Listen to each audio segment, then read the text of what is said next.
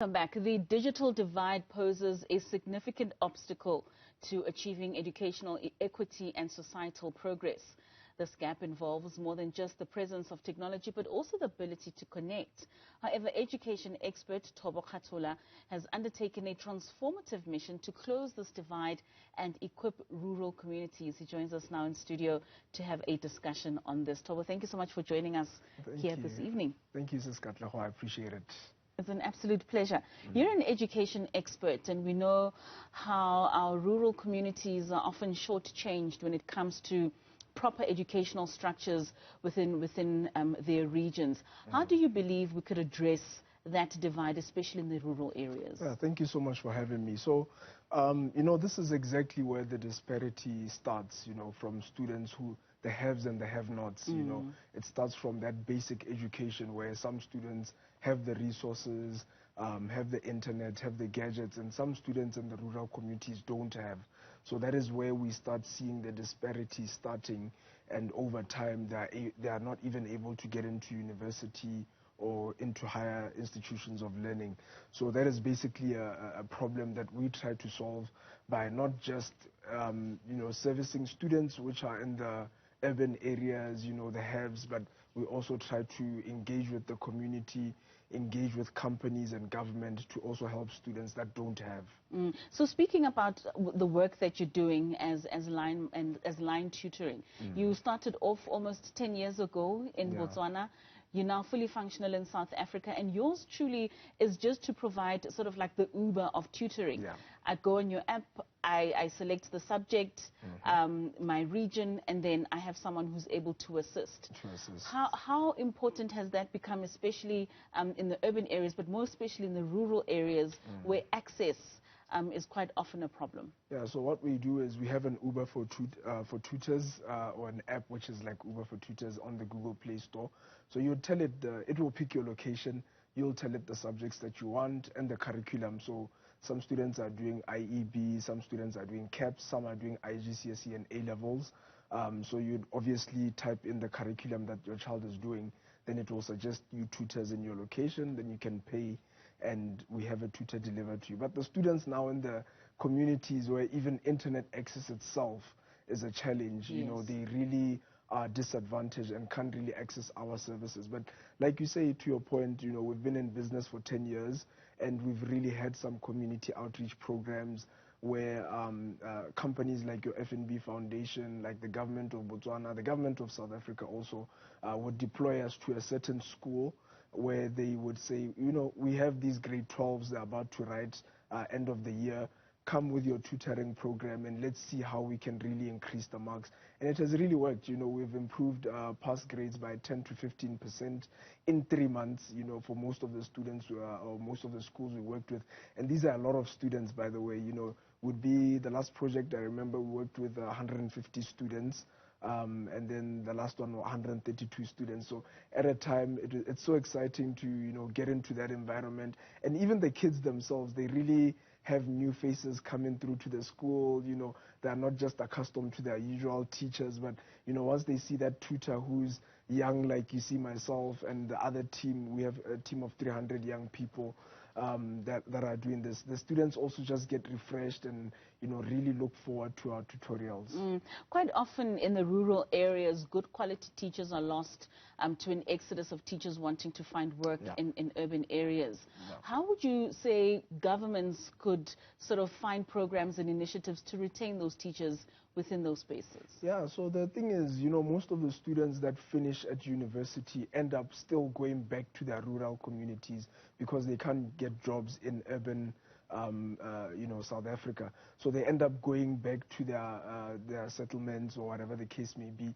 And those are the students that if they could maybe do an extra year of postgraduate certificate in education, register with the South African Council of Educators, they can be able to augment, that engineering degree that you have, that legal school that you went to school for, that accounting degree that you have, maybe just an extra year of postgraduate certificate in education can better place them into the schools back in their rural communities. So I think there's still an opportunity there, even for the students who can't find jobs. You know, the unemployment rate is quite high and it's getting worse. But it's just I think it's just the result of not being able to organize, to coordinate, you know, get those graduates an extra year in university, get them their qualifications, and then they can go back into their rural schools. And it's actually even better because they're, in a way, giving back to the school. Most of them will even be teaching in schools that they've learned in, you know, so there's that patriotism to some extent. Speaking of just those resources and expanding on those years, expanding on TVET colleges, especially in the rural areas, is quite an important one for students that don't necessarily have to move to urban areas to acquire those skills. In the absence of that, what advice would you have for students looking to acquire those skills that they would ordinarily get from TVET colleges? Yeah, like we heard in the SONA, you know, there was a Tintswalo going to a TVET college.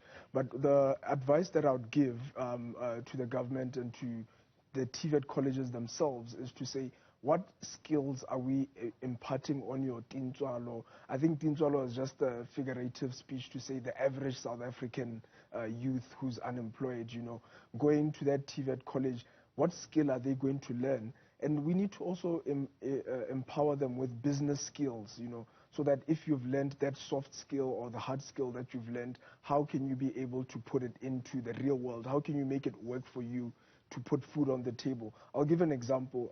There was a colleague of mine that went to school together. Unfortunately, they didn't go to university.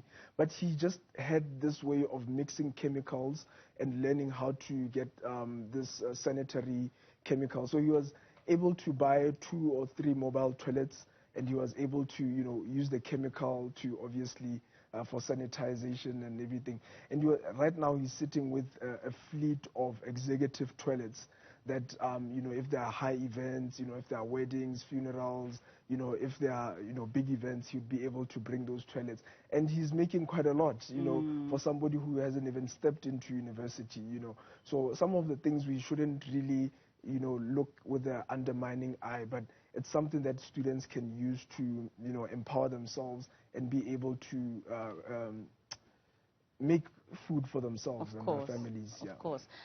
Some of the basis of your business obviously relies a lot on internet and internet access, and like you mentioned earlier on, that many of the children sitting in rural areas wanting those tutors to come and assist them, the barrier could be the fact that they don't have access to adequate internet access. In terms of facilitating online sessions, do you provide that, and how then do you reach out to children who don't necessarily have access to internet? Yeah, that's something that we've worked with in Botswana. Is we do really need internet in schools, and I've seen that there's a great initiative by the government, the SA Youth Mobi, which allows, you know, students and communities to apply for jobs. But you know, some of those don't have the bandwidth to get into other platforms.